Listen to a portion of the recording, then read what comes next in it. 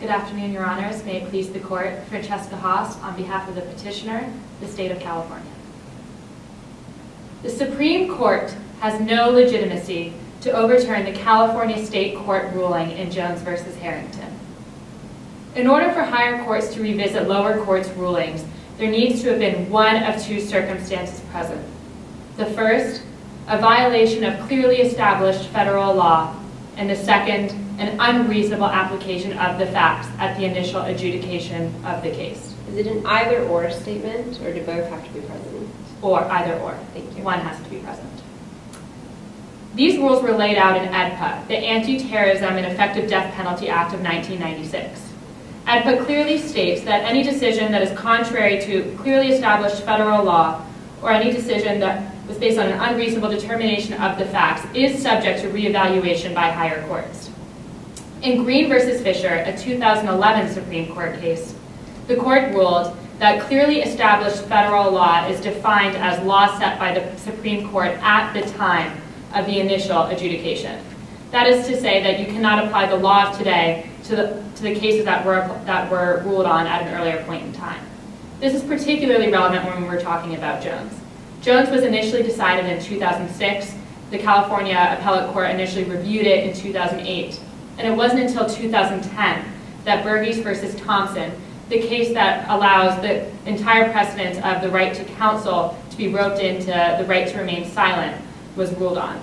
So without Tompkins, which AEDPA clearly states was not part of established federal law at the time of the Jones adjudication, without Tompkins, we cannot consider Smith, Davis, Edwards, or any of the primary right to counsel cases as part of the clearly established federal law for the right to remain silent. Even if that's the case, isn't it true that this court's holding in Tompkins didn't alter the underlying holding, the original holding, that is, of Miranda itself? Absolutely. And can you clarify what you mean by that there is a right to remain silent to that Well, question? why can't we consider Tompkins as just simply reiterating a standard that already existed in Miranda? Tompkins does reiterate the standard that was set in Miranda, but more importantly, there's been a lot of cases since Miranda that narrows the scope of Miranda. And all of those cases apply to the right to counsel. So that is that you have to invoke a statement unambiguously, or really, Miranda clearly was proven insufficient as case law by years of cases following it that suggested that it needed more clarification. And it wasn't until Tompkins that all of those cases were also attached to the right to remain silent. So what, in your view, then, should have been the guiding principle for the trial court here? Well, that's the big issue when we're talking about Jones, is there isn't a clear guiding principle, because we have Miranda and then we really have a dearth of federal precedent following it. We do have other cases that were decided at the appellate level. For example, there was a 1995 case decided by the 11th Circuit Court of Appeals called Medina v. Singletary, where the facts were quite similar to the facts set in Jones, where you had an accused who ambiguously invoked his right to remain silent and then continued answering officers' questions.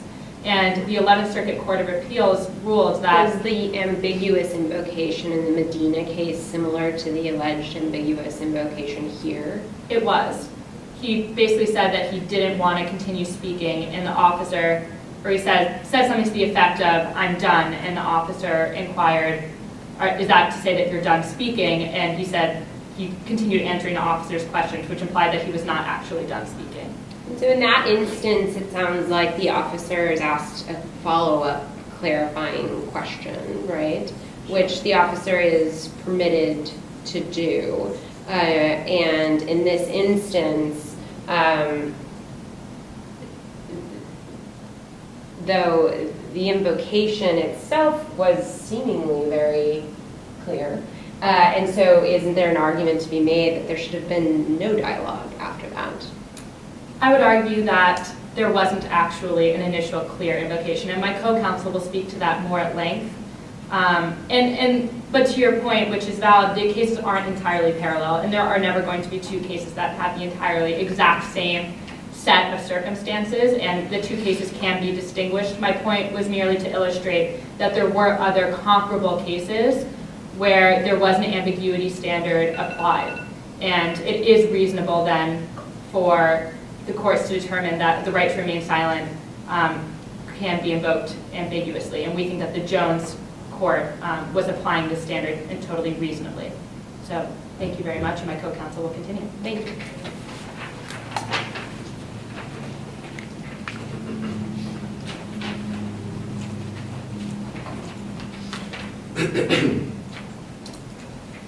Good afternoon, Your Honors. Good afternoon. May it please the court, my name is Nick Andonian, representing the petitioner, the state of California. My co-counsel just definitively argued that under AEDPA, Tompkins is no longer applicable. However, even if we were to take the facts of this case and look at it through the lens of Tompkins, the conclusion would be no different. What Tompkins does is that it ties together the two divergent sects of case law regarding the right to remain silent and the right to counsel, which originated in Miranda.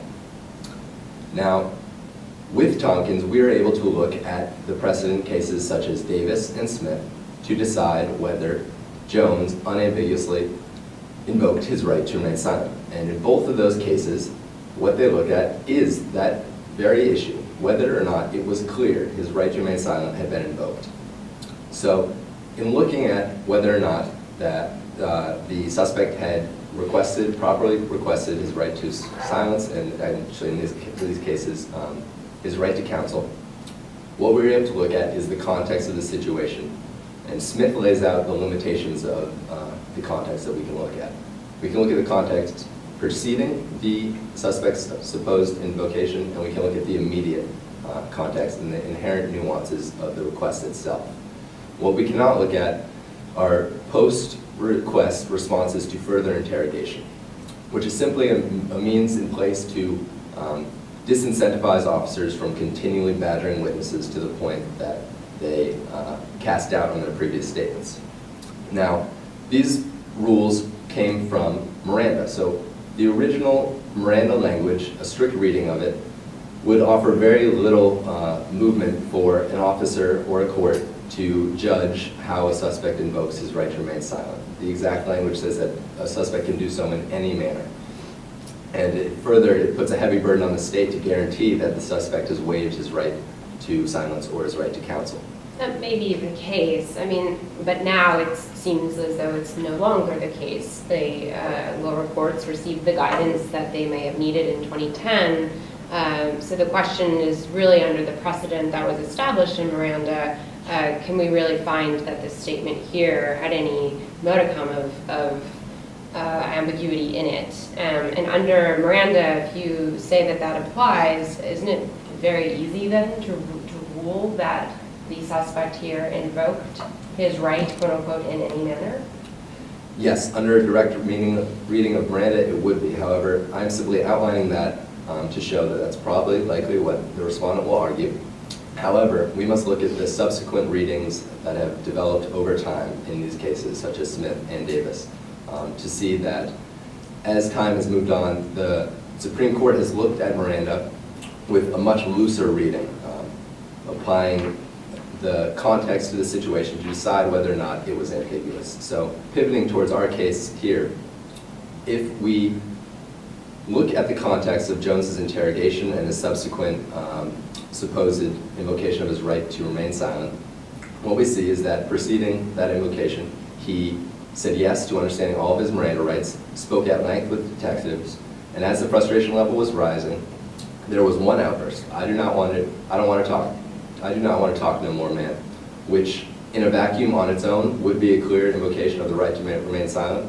However, afterwards, Detective Jolivet said, I understand, but the bottom line is, and then at that point he was interrupted by Jones, who said, you don't want to hear what I'm telling you. Now, because of the exact language in Smith, which says that it has to be a response to further interrogation, we can take these two statements in conjunction and look at them together to see whether or not the state court and the officers had a reasonable assumption, reasonably could have assumed that this was merely an outburst of frustration. Aren't we sort of eroding, though, the basic principle of Miranda by doing that, which is to say, there's an argument to be made that the statement itself was unambiguous, and if we look at anything after that statement, not only are we violating Miranda, but we're creating this really slippery slope where in every instance where the cops don't just shut down, we get to go and sort of peek at what happened afterwards and thus do what Smith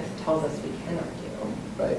This is definitely a fine line, and within the language of Smith, which was meant to put those proper limitations on officers so they weren't badgering the witnesses, the officers followed that language to a T. They didn't interrogate further, and according to the language of Davis, the Miranda rules set a wholly irrational, and I quote, wholly irrational hurdles for the officers to leap over, and they were handcuffing police because at any point something would come up, they would have to cancel the conversation. That this conversation is still in place, and we can look at it as a whole to conclude whether or not it's ambiguous. Thank you. Thank you.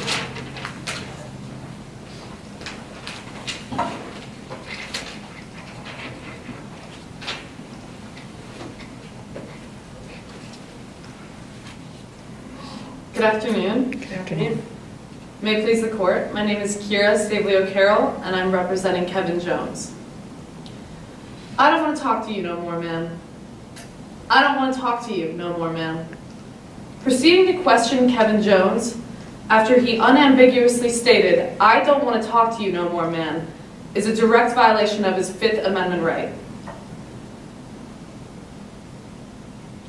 The Fifth Amendment right has been decided in previous cases, and it has been further discussed whether the language and the cases decided beforehand.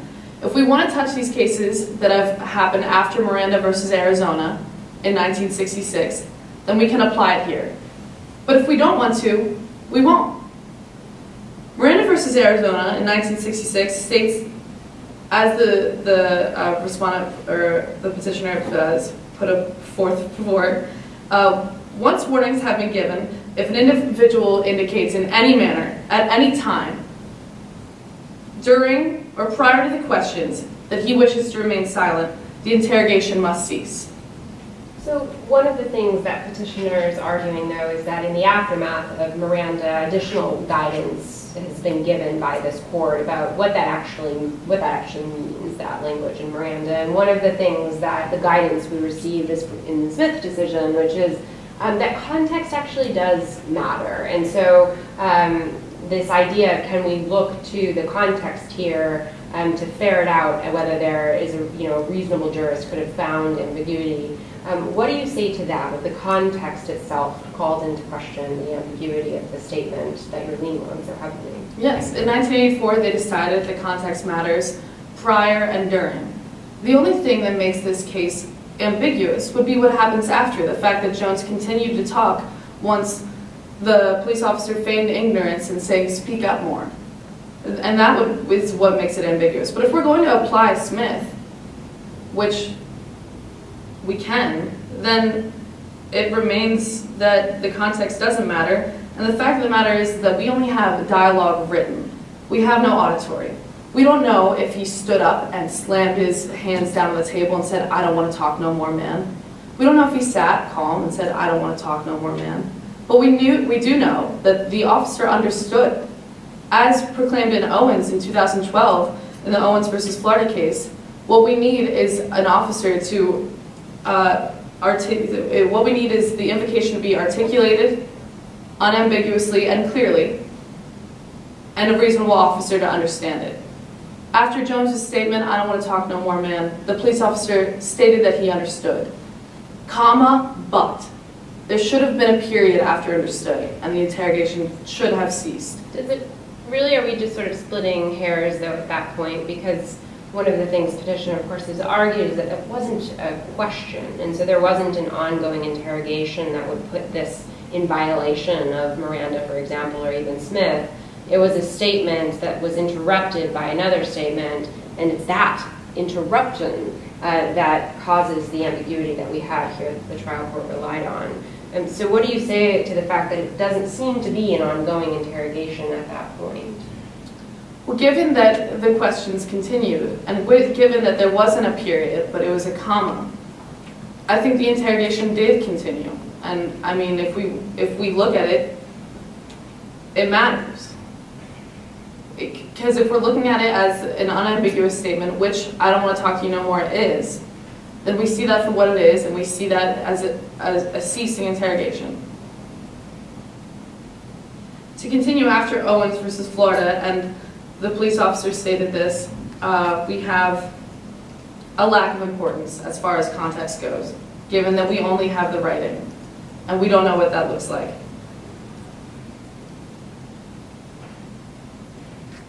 This is a matter between 75 years in prison or not.